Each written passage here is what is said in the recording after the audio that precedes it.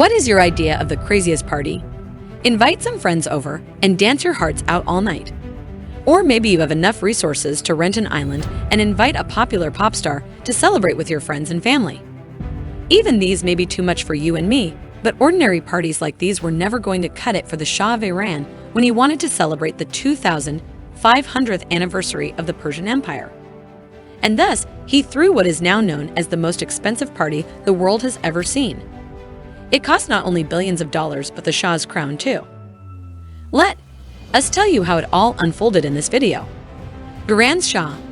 The Shah of Iran, Mohammad Reza Pahlavi, was the head of a 2,500-year-old dynasty and held the title of Shahanshah, meaning the King of Kings. He held absolute power over Iran and enjoyed complete support from the Western countries, including the US and the UK. Unfortunately, the Shah was never popular or accepted within his country and experienced significant resistance from the populace. Shah could not care less about his populace and remained ever engaged in lavish spending, costing billions of dollars to the economy. In September 1970, Shah conceived an idea that would go on to become his most extravagant indulgence, something which would also cost him his crown. The idea was to hold a lavish 3-day celebration in the ruins of Persepolis, the capital of the old Persian Empire, a party that would be attended by all the great leaders of the world. Presidents of the United States, Austria, Bulgaria, Brazil, Turkey, Pakistan, and Switzerland. Chairman Podgorny of the USSR. Prime Ministers of France, South Korea, and Italy. And kings of Denmark, Belgium, Jordan, Norway, and Malaysia were among the 60 VIP guests invited by the Shah. Venue: the City of Tents. Shah was never going to settle for an ordinary venue for a party as grand as this, so he created a venue from scratch right in the middle of the desert, far from where it could trouble the common citizens. 15,000 trees and 15,000 flowers were imported from across Europe, including from the gardens of Versailles, to create a lush oasis. While the rest of Iran was experiencing a massive drought, Shah poured gallons of water every day to keep the oasis fresh. He even hired a gardener from Versailles to create a perfumed garden of roses. All the reptiles and other species that could produce a nuisance for the guests were exterminated in around the 30 kilometers radius of the venue. Shah instead imported 50,000 songbirds from Europe, but most of them died because of the harsh weather in the Iranian desert. While the party was meant to exhibit Iranian culture and reflect upon the history and style of Persia, very few native artists were hired to partake in the construction.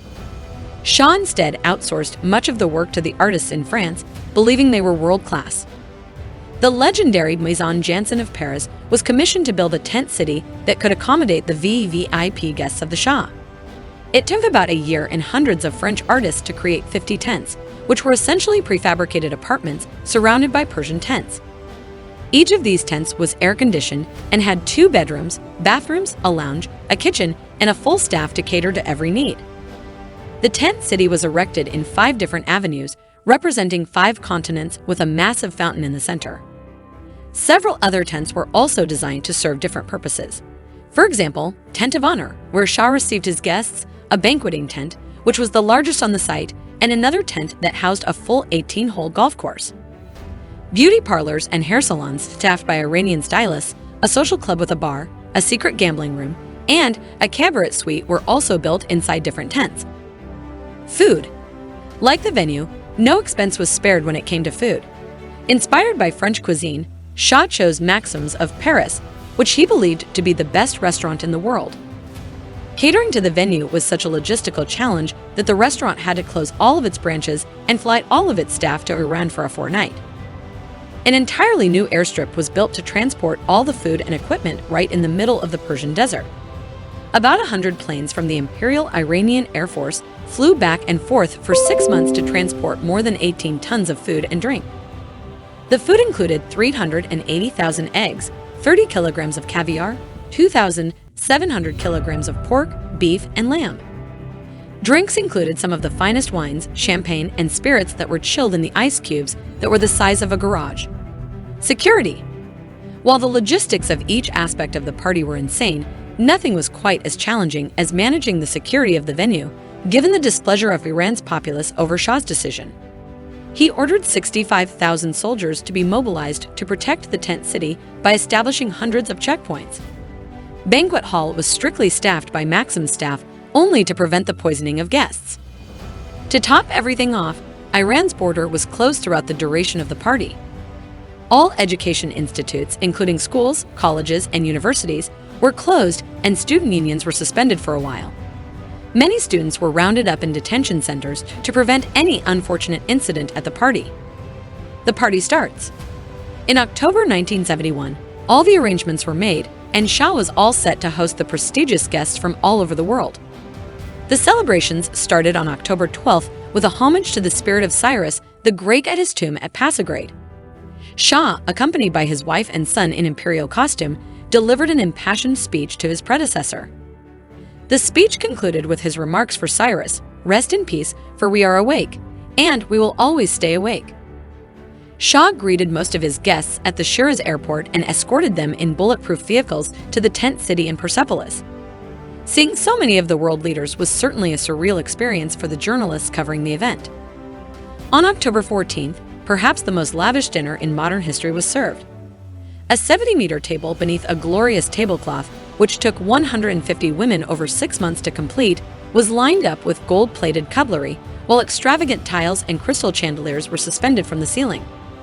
The menu included quail's eggs stuffed with Iranian caviar, followed by crayfish mouse with nantua sauce in the first course. The second course included a roast savel of French lamb stuffed with mushrooms, truffles, and foie gras. Imperial peacock surrounded by its court, with a nut and truffle salad, was served in the main course before serving the dessert, which included glazed Oporto figs with cream and raspberry champagne sherbet. 2,500 bottles of champagne, 1,000 bottles of wine, and 1,000 bottles of Burgundy were served to wash down the dinner. The dinner lasted 6 hours, cost millions of dollars, tended to 600 guests, and became the longest dinner in the documented history of mankind to date. The dinner was concluded with a grand display of fireworks as the guests made their way to their respective tents.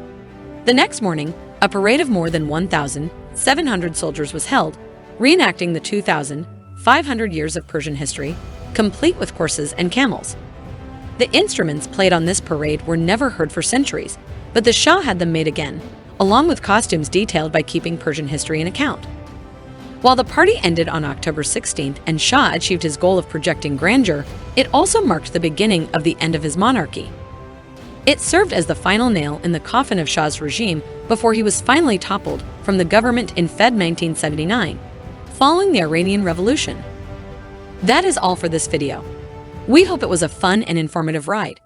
Stay connected with us for similar content, and we will see you in the next one.